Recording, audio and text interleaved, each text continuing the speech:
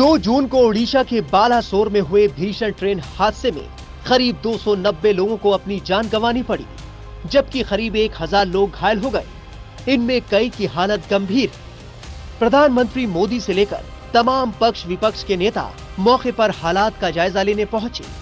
खुद रेल मंत्री अश्विनी वैष्णव मौके पर डटे दिखाई दिए। इस हादसे के बाद सरकार और रेलवे पर कई सवाल खड़े हो रहे हैं।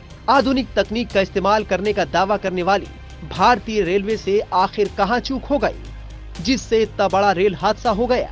इस भीषण हादसे को लेकर कई सवाल उठ रहे हैं। विपक्ष सरकार पर हमलावर और रेल मंत्री के इस्तीफे की मांग कर रहा है।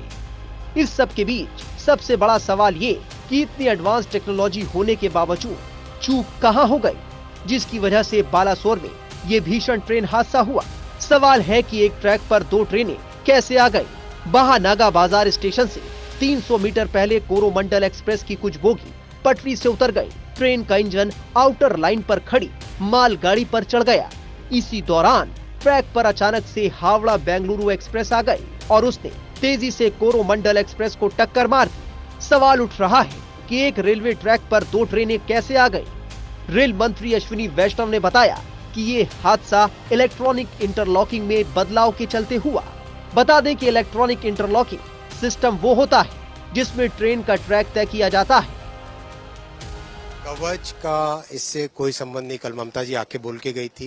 इलेक्ट्रॉनिक इंटरलॉकिंग में जो चेंज किया जिसके कारण ये दुर्घटना हुई, जिसने भी किया, जिसने भी जो भी इसके कारण है वो इन्वेस्टिगेशन से निकलेगा। इसका बात जो ममता जी ने कही वो नहीं।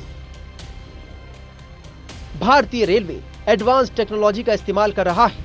रेलवे के जानकारों के मुताबिक पहले ट्रेनों के कोच एक दूसरे के ऊपर चढ़ जाते थे, लेकिन अब नए एंटी क्लाइंबिंग कोच ट्रेन में लगाए गए हैं। ये LHB कोच इस तरह से बनाए जाते हैं जो एक दूसरे के ऊपर नहीं चढ़ते। ऐसे में ये सवाल पूछा जा रहा है कि इतनी टेक्नोलॉजी के बाद ये हादसा कैसे हो गया। रेल मंत्री का कहना है कि हादसे के लिए जिम्मेदार कर्मचारियों की पहचान कर ली गई है, उनको बख्शा नहीं जाएगा। फिलहाल रेलवे का पूरा फोकस मरम्मत और यातायात बहाली पर। ट्रैक लगभग क्लियर कर लिया गया है। मरम्मत का काम 7 जून तक पूरा होने के साथ ही ट्रेन भी चलनी शुरू हो जाएंगी।